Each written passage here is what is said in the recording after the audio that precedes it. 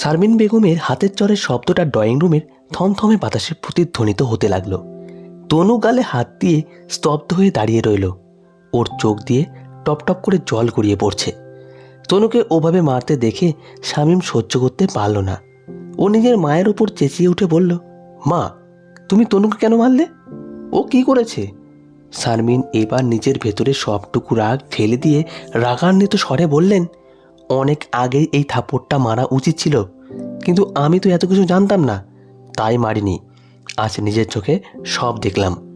বউয়ের থেকে তনুর জন্য তোর এত টান? বা শামীম। পাশে দাঁড়িয়ে থাকা নীরা চরম অবাক হয়ে শাশুড়ির দিকে তাকিয়ে রইল। যে শাশুড়ি তাকে কোনোদিন মন থেকে মেনে নেয়নি, তিনি আজ এভাবে তার পক্ষে কথা বলছেন। এটা কি জীবনেও সম্ভব? সত্যি নাকি ভ্রম? মা, তুমি ভুল ভাবছ। শারমিন শামীমের দিকে এক পায়ে এগিয়ে গিয়ে বললেন, ঠিক ভাবছি আমি।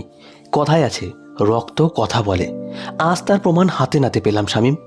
তোর বাবা যেমন দুশ্চরিত্র ছিল, তুইও ঠিক তেমনই বের হলি। একজন নারীর সবচেয়ে কঠিন এবং লাজুক সময়টাতে তুই অন্য মেয়ের সাথে সম্পর্কে জড়ালি শামীম। অথচ মায়ের জাত আছে বলেই তোরা আজ পৃথিবীতে আছিস, পুরুষ সেজে ঘুরছিস। শামীম মায়ের মুখে নিজের বাবার এমন সমালোচনা শুনে কিছু বলতে চাইল, কিন্তু শারমিন বেগমের চোখের আগুনের সামনে ও দমে গেল। শারমিন বেগম বুক ভাঙা একটা দীর্ঘশ্বাস ফেলে নীরা আর শামীমের দিকে তাকিয়ে বলে চললেন, একজন বাবার দায়িত্ব তো শুধু সন্তান দেওয়া পর্যন্ত শেষ শামীম, কিন্তু তারপর একটা মেয়ে 10টা মাস কিভাবে নিজের পেটে একটা সন্তানকে বহন করে? তোদের মতো নিচু পুরুষরা তার কি বুঝবি?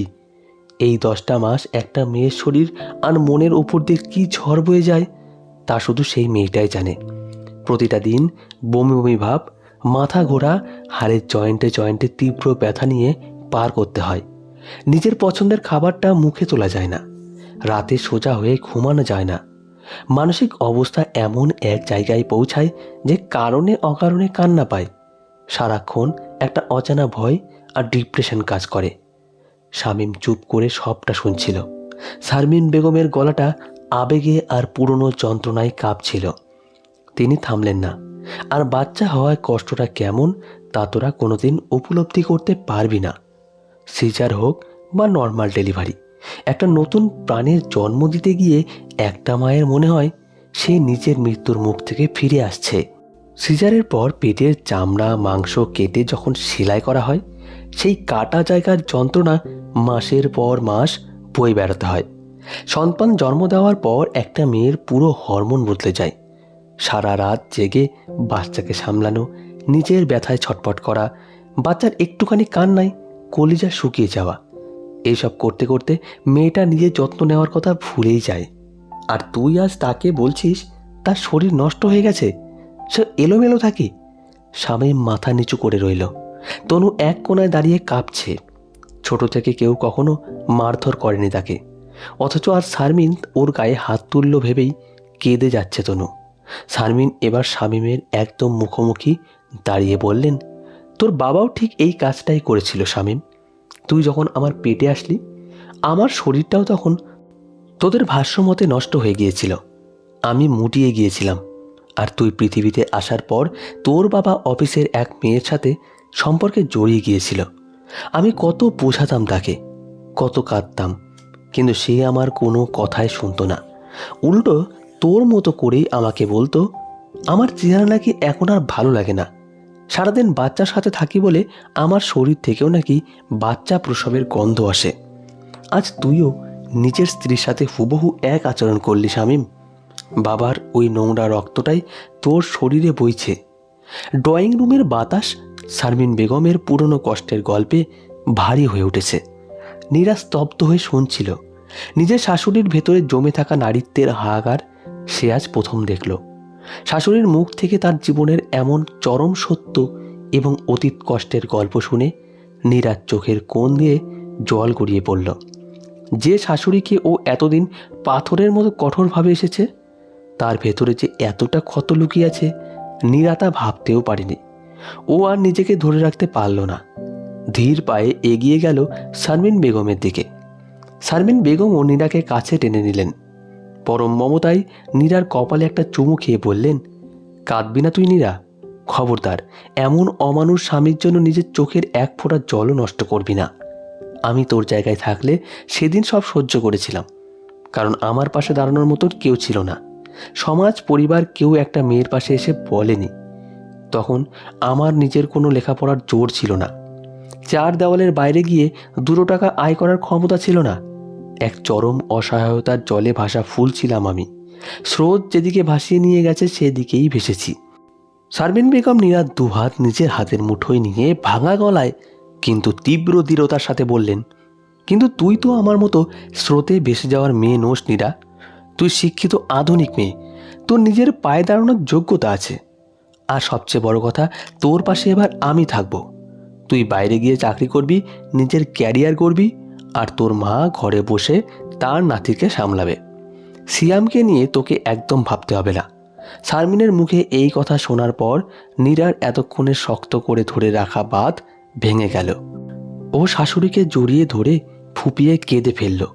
মায়ের পর এত ভালোবাসার ওম, নিজের আত্মসম্মানের পক্ষে এত বড় একটা ঢাল ও আর কারো কাছে পায়নি। আজ যেন ও শাশুড়ির মাঝে নিজের হারিয়ে যাওয়া মাকেই খুঁজে পেল। শারমিন নীরার পিঠে ও মাথায় হাত বুলিয়ে দিতে লাগলেন। ড্রয়িং রুমের এক কোনায় তনু চোরের মতো মাথা নিচু করে দাঁড়িয়ে আছে। ওর সমস্ত চালবাজি, ন্যাকামি শারমিন বেগমের এক চর আর কঠোর সত্যের সামনে ধূলিসাৎ হয়ে গেছে। অন্যদিকে শামীম কাঠের পুতুলের মতো দাঁড়িয়ে আছে। নিজের জন্মদাত্রী মায়ের মুখে নিজের বাবার আর নিজের চরিত্রের এমন ব্যবচ্ছেদ ও আশা করেনি। মায়ের প্রতিটি কথা চাবুকের মতো এসে ওর পুরুষালী অহংকারে আঘাত করছিল। প্রথমবার শামীমের বুকের ভেতরটা কেমন যেন খামচে ধরল। একটা মৃদু অপরাধবোধ আর খারাপ লাগা গ্রাস করতে লাগলো ওকে। ও আর চোখে নীরা আর ওর মায়ের দিকে তাকালো, তবে মন থেকে অনুতপ্ত হলো না। শামীম যখন দেখল পরিস্থিতি সম্পূর্ণ ওর হাতের বাইরে চলে গেছে, তখন ওর ভেতরের পুরুষালী অহংকার মুহূর্তের মধ্যে চূর্ণ বিচূর্ণ হয়ে গেল। ও বুঝতে পারল মা আর নীরা এক হয়ে গেলে এই সংসারে ওর কোনো অস্তিত্ব থাকবে না।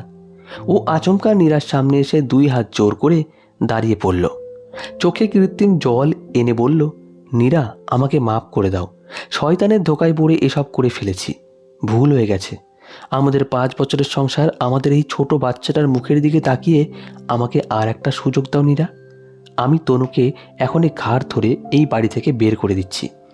নীরা শামীমের আকুতি দেখে একটুও গলল না। ওর চোখে কোনো করুণা ফুটল না। ও শামীমের জোর করা হাত দুটো এক ঝটকায় সরিয়ে দিয়ে হিমশীতল গলায় বলল, সুযোগ? যে শামীম আমাকে ভালোবেসে বিয়ে করেছিল সে অনেক আগেই মরে গেছে শামীম। আর কাল রাতে ছাদে যে নোংরা পুরুষটাকে আমি দেখেছি তাকে ক্ষমা করার মতো নিচু মানসিকতা আমার নেই। তুমি তনুকে বের করবে কিনা সেটা তোমার ব্যাপার, তবে এই নীরা তোমার লাইফ থেকে চিরকালের মতো বের হয়ে যাচ্ছে। শামীম মায়ের দিকে তাকিয়ে বলল, মা, তুমিও কি কিছু বলবে না? শারমিন বেগম মুখ ফিরিয়ে নিলেন। তিনি তনুর দিকে তাকিয়ে বললেন, তনু, তুই তোর ব্যাগ গুছিয়ে আজই এই বাড়ি থেকে বিদায় হবি। তোর মতো পাপী এই ঘরে আর এক মুহূর্তও থাকবে না। দরকার হলে আমি বেরিয়ে যাওয়ার পর আবার আসিস। তনু আর কথা বাড়ানোর সাহস পেল না। ও চোরের মতো দরজা দিয়ে বেরিয়ে গেল। কিন্তু নীরাও আর সেই ঘরে থাকলো না। ও নিজের আর বাচ্চার ব্যাগ গুছিয়ে যখন দরজার দিকে পা বাড়ালো, তখন শারমিন বেগমও নিজের একটা ছোট ট্রাঙ্ক হাতে এসে নীরার পাশে দাঁড়ালেন। শামীম আঁতকে উঠল, মা, তুমিও চলে যাচ্ছ? শারমিন বেগম ছেলের দিকে তীব্র ঘৃণায় তাকিয়ে বললেন, যে ছেলে অন্য নারীর জন্য নিজের স্ত্রীর মাতৃত্বকে অপমান করতে পারে, সেই কুলাঙ্গারের অন্ন আমি ধ্বংস করব না। আমার নিজের কিছু জমানো টাকা আছে, তা দিয়ে আমি আর আমার মেয়ে আলাদা থাকব। তোকে তোর এই নোংরা মনোমানসিকতা নিয়ে এই বাড়িতেই পড়ে থাকতে হবে। শামীমকে ফেলে নীরা আর শারমিন বেগম সেই বাড়ি থেকে বের হয়ে এলেন।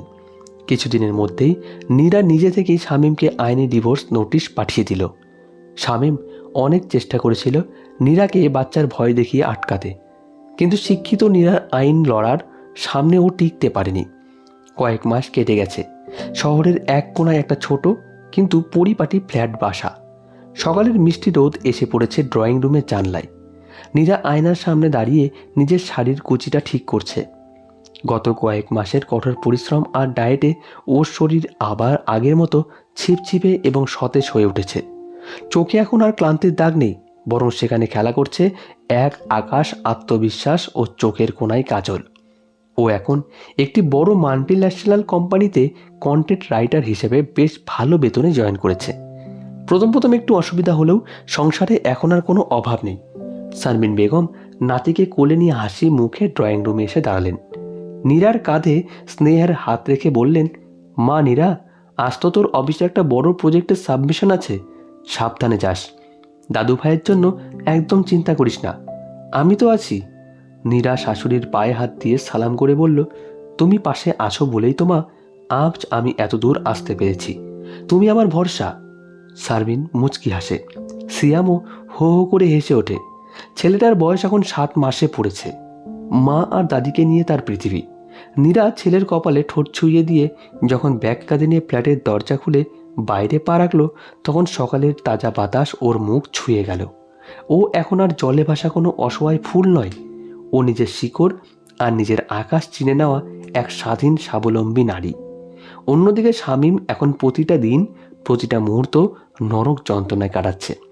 নীরা চলে যাওয়ার পর তনুকে এক প্রকার বিয়ে করতে বাধ্য হয়েছিল সে।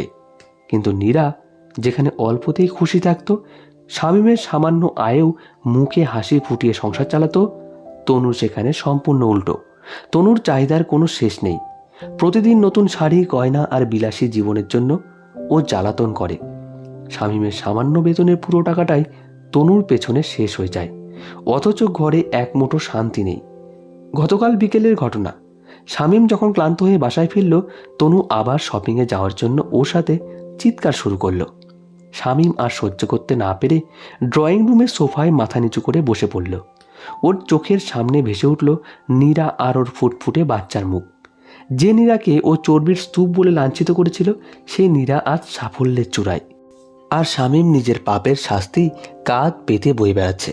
এক চরম আফসোস আর অনুশোচনায় শামীমের চোখ দিয়ে জল গড়িয়ে পড়ল। কিন্তু সেই জল মুছিয়ে দেওয়ার মতো পবিত্র হাত আজ আর ওর জীবনে নেই।